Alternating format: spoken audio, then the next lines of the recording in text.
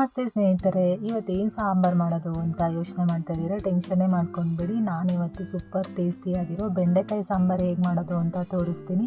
ಹುಳಿಯಾಗಿ ಖಾರವಾಗಿ ಮುದ್ದೆ ತಿನ್ನೋಕ್ಕಂತೂ ಸಖತ್ತಾಗಿರುತ್ತೆ ಅಂತಲೇ ಹೇಳ್ಬೋದು. ಹೇಗೆ ಮಾಡೋದು ಅಂತ ನೋಡೋಣ ಬನ್ನಿ. ಮೊದಲಿಗೆ ನಾನಿಲ್ಲಿ ಒಂದು ಬಾಣಲಿಗೆ 1 ಸ್ಪೂನಷ್ಟು ಎಣ್ಣೆ ಹಾಕಿದ್ದೀನಿ. ಒಂದು ಅರ್ಧ kg ಬೆಂಡೆಕಾಯಿನ ಈ ರೀತಿ ಕಟ್ ಮಾಡಿ ಹಾಕ್ತಾಯಿದ್ದೀನಿ. ಬೆಂಡೆಕಾಯಿನ ಉರಿಯೋದಕ್ಕಿಂತ ಮುಂಚೆ ಫ್ರೆಂಡ್ಸ್ ಚೆನ್ನಾಗಿ ತೊಳೆದು ಒಂದು ಒಣ ಬಟ್ಟೆಯಲ್ಲಿ ಒರೆಸ್ಕೊಂಡು ಈ ರೀತಿ ಸಣ್ಣದಾಗಿ ಕಟ್ ಮಾಡಿ ಹಾಕಬೇಕು ಫ್ರೆಂಡ್ಸ್. ಇದನ್ನು ಒಂದು 10 ನಿಮಿಷ ಆದರೂ ಚೆನ್ನಾಗಿ ಫ್ರೈ ಮಾಡ್ಕೊಳ್ಬೇಕು. ಇವಾಗ ನೋಡಿ ಬೆಂಡೆಕಾಯಿ ಹುರಿದಿರೋದು ರೆಡಿಯಾಗಿದೆ. ಇವಾಗ ನಾವು ಬೆಂಡೆಕಾಯಿ ಸಾಂಬಾರಿಗೆ ಮಸಾಲೆ ರೆಡಿ ಮಾಡ್ಕೊಳ್ಳೋಣ. ಒಂದು ಮಿಕ್ಸರ್ ಜಾರ್ಗೆ 2 ಟೊಮೆಟೊ, ಅರ್ಧ ಈರುಳ್ಳಿ, 5ರಿಂದ 6 ಎಸಳಷ್ಟು ಬೆಳ್ಳುಳ್ಳಿ, ಒಂದು 2ರಿಂದ 3 ಸ್ಪೂನಷ್ಟು ಹಸಿ ತೆಂಗಿನಕಾಯಿ, ನೆನೆಸಿರೋ ಅಂತಹ ಹುಣಸೆ ರಸ, ಒಂದು ಸ್ವಲ್ಪ ಕೊತ್ತಂಬರಿ ಸೊಪ್ಪನ್ನು ಸೇರಿಸ್ತಾ ಇದ್ದೀನಿ, ಒಂದು ಅರ್ಧ ಸ್ಪೂನಷ್ಟು ಧನಿಯಾ ಪೌಡರ್ನ ಸೇರಿಸ್ತಾ ಇದ್ದೀನಿ, 1 ಸ್ಪೂನಷ್ಟು ಸಾಂಬಾರು ಪುಡಿ ಅಂದರೆ ನಾವು ಮನೆಯಲ್ಲೇ ಮಾಡ್ಕೊಂಡಿರ್ತೀವಲ್ವ ಬೇಳೆ ಸಾಂಬಾರು ಪುಡಿ ಅದನ್ನು ಸೇರಿಸ್ತಾ ಇದ್ದೀನಿ. ಇದಕ್ಕೆ ಸ್ವಲ್ಪ ನೀರನ್ನು ಹಾಕಿ ಚೆನ್ನಾಗಿ ನುಣ್ಣಗೆ ಗ್ರೈಂಡ್ ಮಾಡ್ಕೊಂಡು ಬರೋಣ ಫ್ರೆಂಡ್ಸ್. ಈ ರೀತಿ ನುಣ್ಣಗೆ ಗ್ರೈಂಡ್ ಮಾಡ್ಕೊಂಡು ಬಂದರೆ ತುಂಬಾ ಚೆನ್ನಾಗಿರುತ್ತೆ. ಇವಾಗ ಸಾಂಬಾರಿಗೆ ಒಗ್ಗರಣೆ ಮಾಡ್ಕೊಳ್ಳೋಣ. ಸ್ಟವ್ ಮೇಲೆ ಒಂದು ಪಾತ್ರೆನ ಇಟ್ಟು 1-2 ಸ್ಪೂನಷ್ಟು ಎಣ್ಣೆ ಹಾಕಿದ್ದೀನಿ. ಒಂದು ಅರ್ಧ ಸ್ಪೂನಷ್ಟು ಸಾಸಿವೆ ಚಟಪಟ ಅಂತ ಸಿಡಿದ ಮೇಲೆ 1 ಎಸಳಷ್ಟು ಕರಿಬೇವನ್ನು ಸೇರಿಸ್ತಾ ಇದ್ದೀನಿ.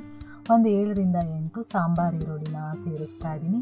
ಇದನ್ನು ಸ್ವಲ್ಪ ಚೆನ್ನಾಗಿ ಫ್ರೈ ಮಾಡಿಕೊಂಡು ರುಬ್ಬಿರೋ ಅಂತಹ ಖಾರನ ಸೇರಿಸ್ತಾ ಇದ್ದೀನಿ ಫ್ರೆಂಡ್ಸ್. ಇದಕ್ಕೆ ಒಂದು ಸ್ವಲ್ಪ ಮಿಕ್ಸಿ ಜಾರ್ಗೆ ಒಂದು ಸ್ವಲ್ಪ ನೀರನ್ನು ಸೇರಿಸಿ ಚೆನ್ನಾಗಿ ಮಿಕ್ಸ್ ಮಾಡಿಕೊಂಡು ಒಂದು ನಿಮಿಷದಷ್ಟು ಕಾಲ ಇದು ಚೆನ್ನಾಗಿ ಒಗ್ಗರಣೆಲೆ ಬೆಂದರೆ ತುಂಬಾ ಚೆನ್ನಾಗಿರುತ್ತೆ. ಇದರೆಲ್ಲ ಹಸಿ ವಾಸನೆ ಎಲ್ಲ ಹೋದರೆ ಚೆನ್ನಾಗಿರುತ್ತೆ. ಇವಾಗ ಹುರಿದಿರೋ ಅಂಥ ಬೆಂಡೆಕಾಯಿನ ಸೇರಿಸ್ತಾ ಇದ್ದೀನಿ. ಬೆಂಡೆಕಾಯಿನ ಸೇರಿಸಿ ಸ್ವಲ್ಪ ಚೆನ್ನಾಗಿ ಮಿಕ್ಸ್ ಮಾಡಿಕೊಂಡು ಫ್ರೆಂಡ್ಸ್ ನಿಮಗೆ ಯಾವ ಕನ್ಸಿಸ್ಟೆನ್ಸಿಗೆ ಬೇಕೋ ಆ ಕನ್ಸಿಸ್ಟೆನ್ಸಿಗೆ ನೀರನ್ನು ಹಾಕ್ಕೋಬೋದು.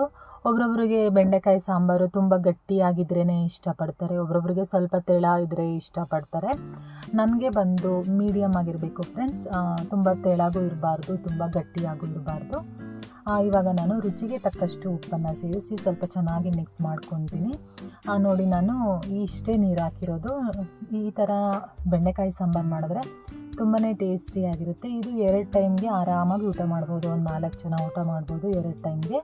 ಅರ್ಧ kg ಬೆಂಡೆಕಾಯಿ ಹಾಕಿರ್ತೀವಲ್ವ, ಸ್ವಲ್ಪ ಸಾಂಬಾರು ಚೆನ್ನಾಗಿ ಸಿಕ್ಕಿರುತ್ತೆ, ತುಂಬಾ ರುಚಿಯಾಗಿರುತ್ತೆ ಫ್ರೆಂಡ್ಸ್. ಇದನ್ನೆಲ್ಲ ಚೆನ್ನಾಗಿ ಮಿಕ್ಸ್ ಮಾಡಿಕೊಂಡು ಒಂದು ಲಿಂಟನ್ನು ಕ್ಲೋಸ್ ಮಾಡಿ ಒಂದು 3ರಿಂದ 4 ನಿಮಿಷ ಕುದಿ ಬರೋವರೆಗೂ ಕುದಿಸ್ಕೊಂಡ್ರೆ ಸಾಂಬಾರಂತೂ ಸೂಪರ್ ಟೇಸ್ಟಿಯಾಗಿತ್ತು ಫ್ರೆಂಡ್ಸ್. ಮುದ್ದೆ ಜೊತೆಗಂತೂ ಸಖತ್ತಾಗಿರುತ್ತೆ. ನೀವು ಈ ರೀತಿ ಮಾಡ್ಕೊಳ್ಳಿ. ಇವಾಗ ನಾನು ಯಾವ ಕನ್ಸಿಸ್ಟೆನ್ಸಿ ಇರಬೇಕು ಅಂತ ನಾನು ನಿಮಗೆ ತೋರಿಸ್ತಾ ಇದ್ದೀನಿ. ಇವಾಗ ಸಣ್ಣಗೆ ಹೆಚ್ಚಿರುವಂಥ ಕೊತ್ತಂಬರಿ ಸೊಪ್ಪನ್ನು ಸೇರಿಸಿ ಒಂದು 30 ಸೆಕೆಂಡ್ಗಳ ಕಾಲದಷ್ಟು ಕುದಿಸ್ಕೊಂಡು ಸ್ಟವನ್ನು ಆಫ್ ಮಾಡಿಬಿಟ್ರೆ ಬೆಂಡೆಕಾಯಿ ಸಾಂಬಾರು ರೆಡಿನೇ ಆಗೋಗುತ್ತೆ.